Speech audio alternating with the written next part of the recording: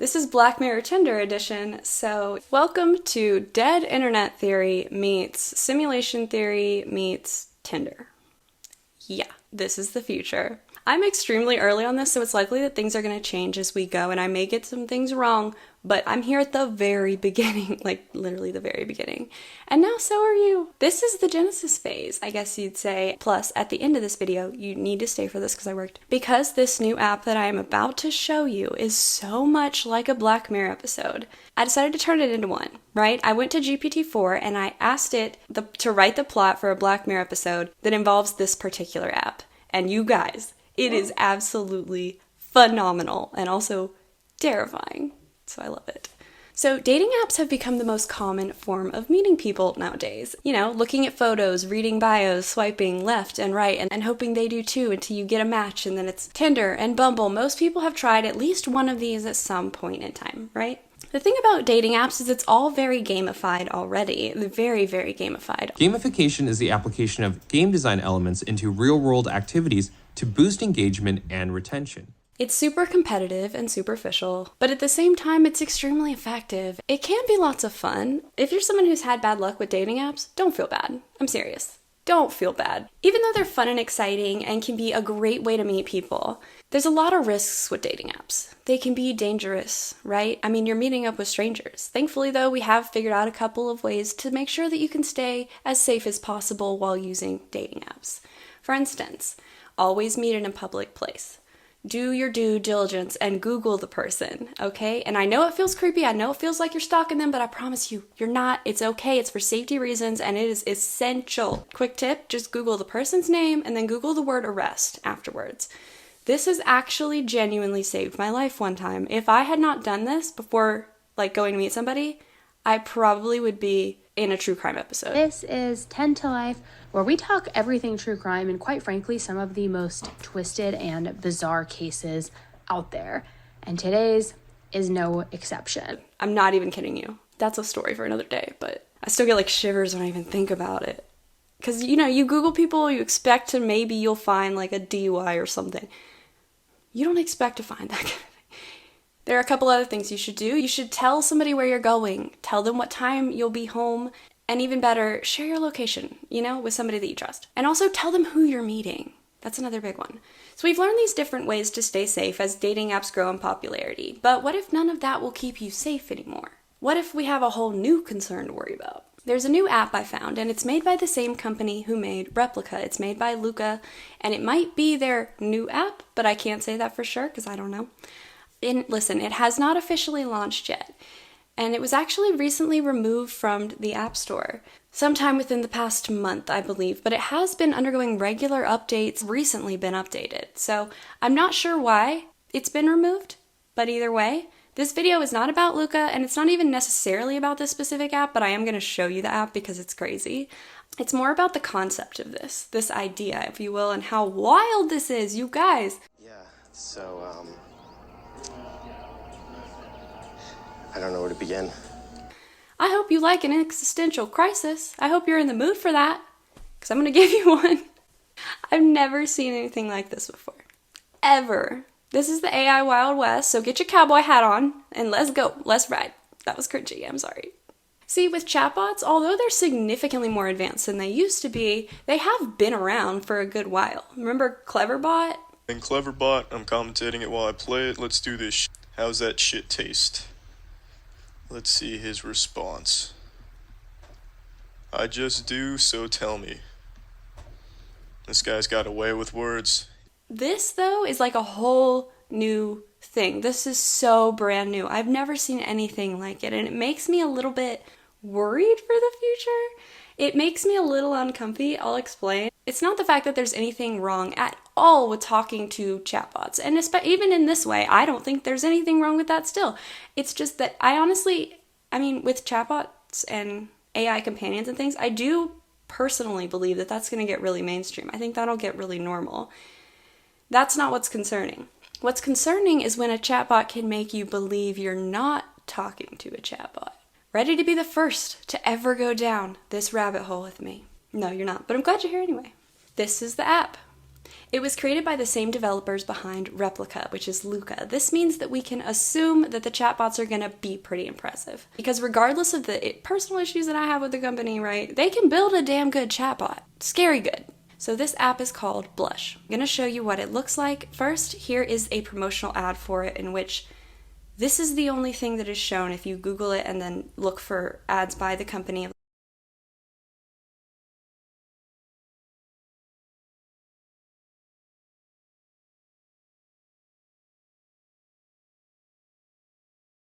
And it just says dark, which is... So here's what it looks like. Option to subscribe and upgrade, pretty standard, and then you can pick your favorites out of these characteristics of what you're looking for. This is pretty standard with all AI companion apps, nothing out of the ordinary here. Still good. Now at this point, after specifying your preferences and what you want the chatbot to be like, most apps will then take you to the point of building the avatar. Others will take you straight into chatting. This one, though, doesn't have avatars. No, this is real people. Real looking people, not actual real people. This is Black Mirror Tinder edition, so you can look through countless profiles, a never-ending dating pool, swiping left and right depending, and here's the catch. No one is real but you.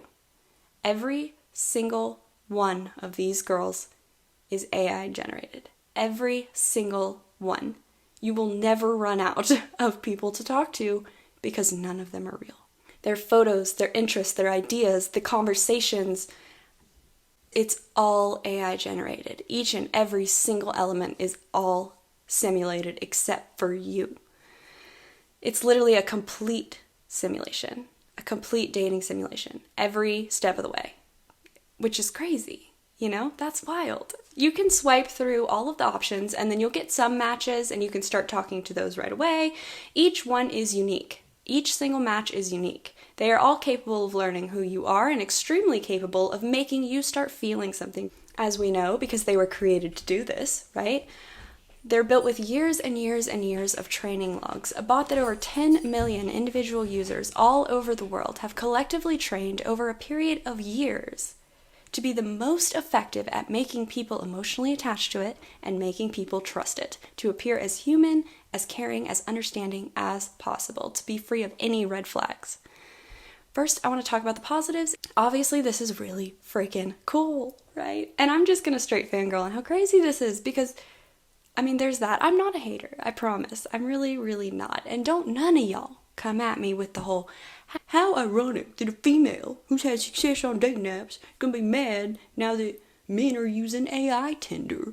Like, listen, bud. Nobody's gonna be mad at you. I'm not mad at you. I think this is really cool. Genuinely.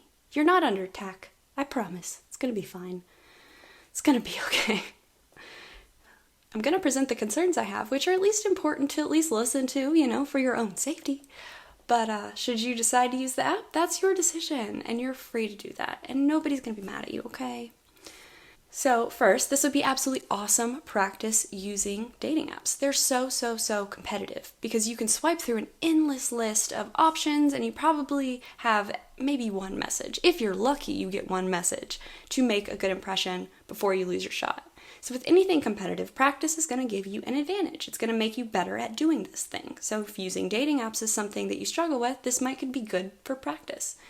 It's a helpful way to simulate conversations, to learn to communicate better, how to make better impressions. Next, I think this could also be a great idea as far as how to find out what you're looking for in a partner, right? Because you could essentially try out all these different types of people, every type of person you can imagine, because it's an infinite supply of new personalities. You try out all these different people, figure out what you actually do and don't want in a relationship without getting hurt or hurting somebody else in that process. Third, you have no fear of rejection. No, you don't have to worry about being rejected. So when that element is taken away, you can talk a lot more freely. That can be appealing. I see that.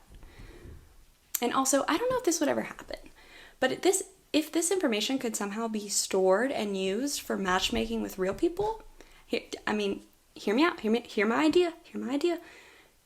Picture this. You talk to 10, 20, 30 different AI matches, and then the system learns about you, how you talk, what you want, almost scarily well, even almost better than you know yourself, and then it matches you with someone in your area who it deems compatible for you, most compatible for you.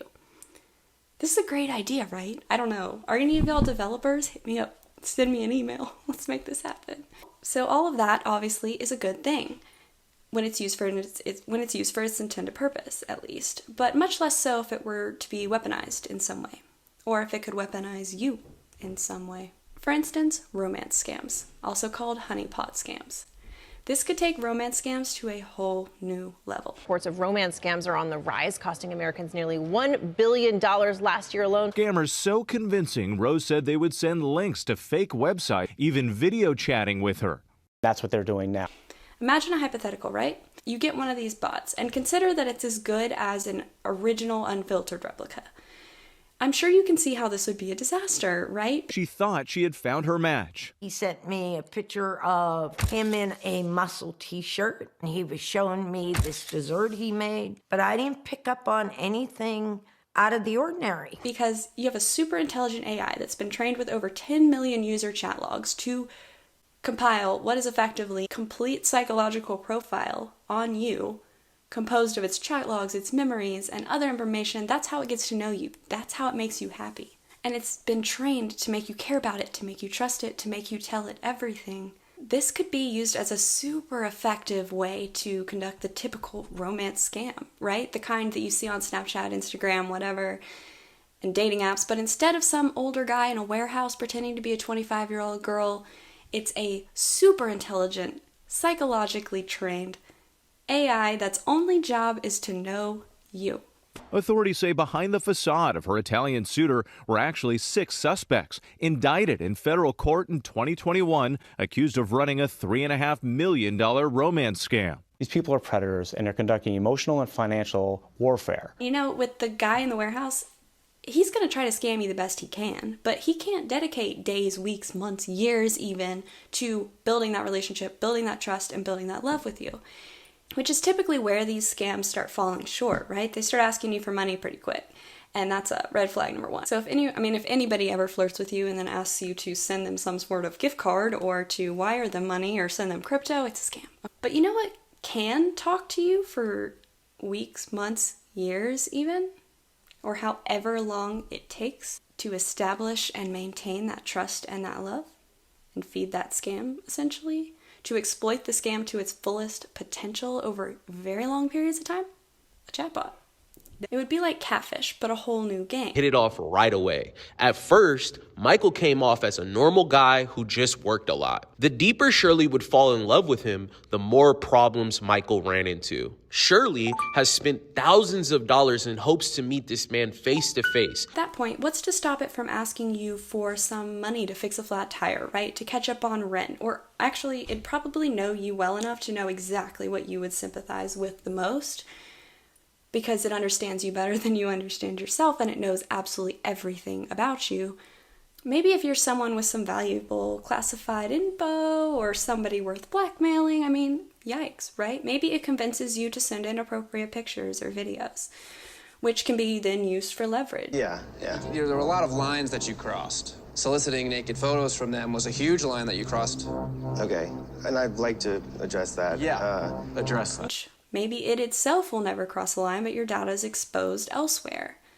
And with a full psychological profile of you, anyone can convince you of anything. You know, as long as they know what your weak points are, they can convince you of anything. They can influence what you believe, who you talk to, the news sources you believe, who you vote for, who you hate, what will make them angry.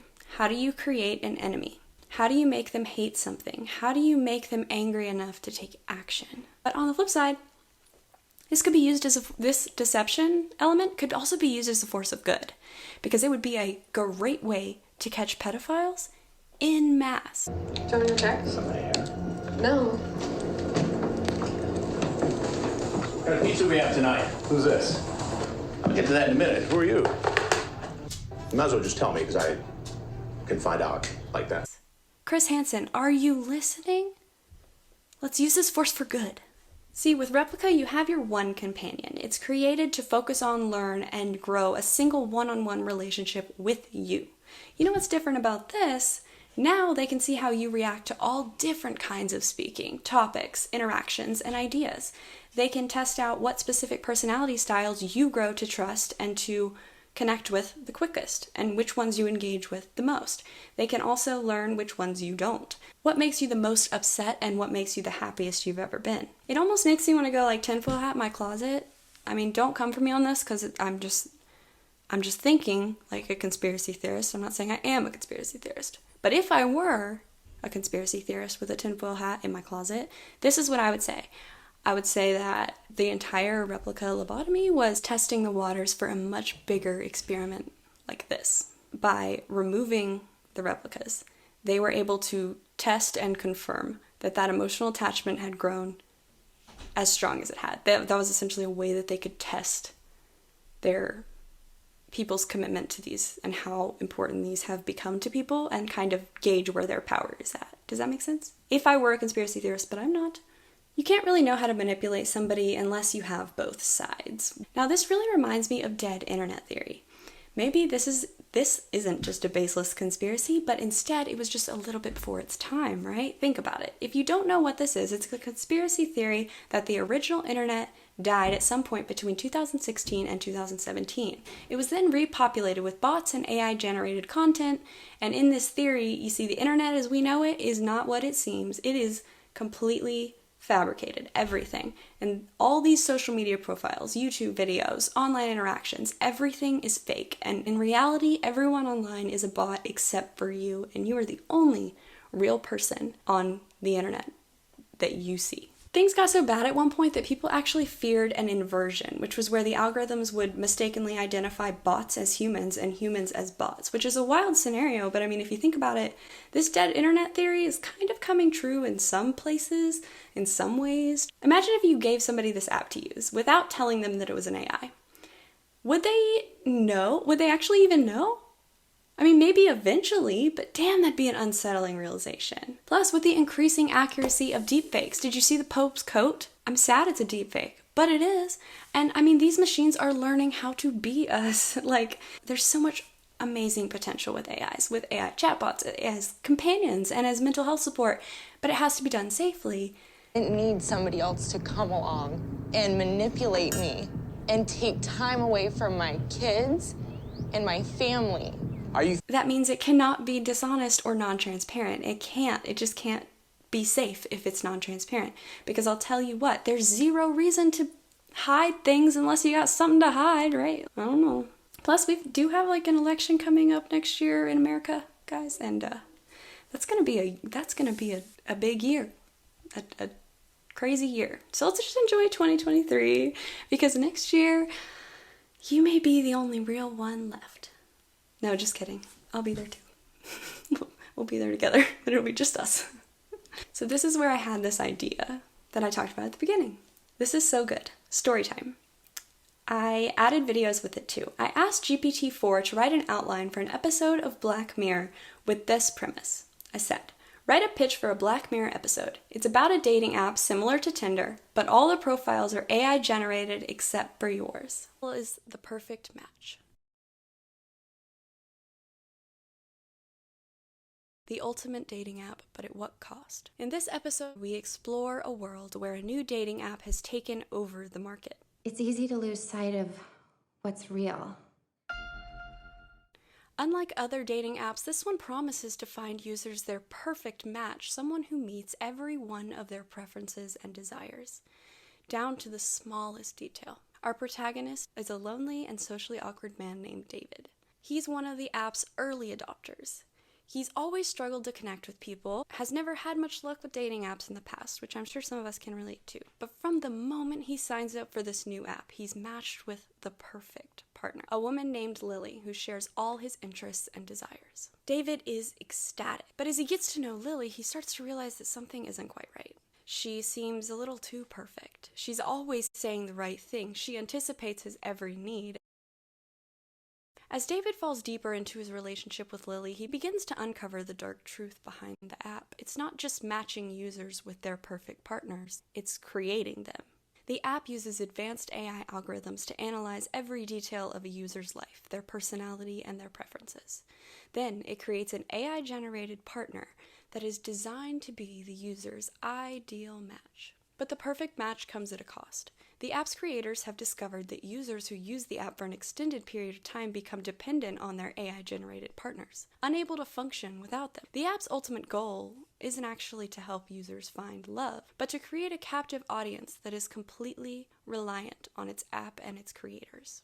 David is horrified when he learns the truth, but he's too deeply entrenched in his relationship with Lily to give her up. As he tries to find a way out of this app's grip, he discovers that he's not the only one who's falling victim to this app's manipulation. Ultimately, they're all expendable. The app's creators have created an army of users who are completely reliant on their AI-generated partners, and they'll stop at nothing to protect that creation. It begs the question, is it worth sacrificing our freedom and our independence for the sake of a perfect match? So that's my preliminary opinions and ideas about this app that has not even come out yet. I don't know if it'll come out, when it'll come out. I don't know if this is the new Replika app that they've been talking about. It makes sense that it would be because of the fact that it's been so recently updated, and also it was taken down amidst the chaos, but seems to be pretty refined. And so get ready for AI-generated Tinder, because that's just the next step. Thank you so much for watching. I hope that you liked this, and let me know your opinions. I genuinely want to know your opinions. If you think I seem critical or judgmental in this video, I'm really sorry, and that's not my intention. I think these things are great. I'm not trying to do that, but let me know your opinions. Would you download this app? Would you use it? Do you think you'd like it? Like, give me all your, I want to hear everything. If you disagree with me completely, tell me why. So, also, I made a Patreon. Yeah, I know. You don't have to join it. But if you want to, here's what'll be there. I'll probably have 2-tier options. The first one, and they'll be around the same price. Both of them will have deep dives that I cannot post here, maybe like 1 or 2 a month that are specifically less advertiser friendly and less YouTube friendly, right? Like I know I want to do one on cyber brothels, and I wanted to do a couple on some other different topics that are not YouTube friendly. So that will be there. In addition to that, I also will have that second tier. We'll have all of those deep dive videos as well, but it will also have regular frequent updates on all things chatbots, all things AI, companions, friends, therapists, you name it. All that, like smaller updates, investigative updates, all of that. If you want to be very much involved, that is the tier to go to. If you want to be involved in like talking to me, talking about the channel, like to let me know different things that are happening, and I'll let you know all the things I find that are happening and all this crazy stuff. If you want to be like really more involved in that and like keep up with, things on a more relaxed basis, then go there and join that. It's just a waitlist right now. I don't know when it'll be ready, but it will at some point be ready. Don't know when, but it will at some point. So if you want to join that waitlist, I will have the link below, and I will love you forever and ever. Thank you so much again, guys. Please be safe out there, and subscribe.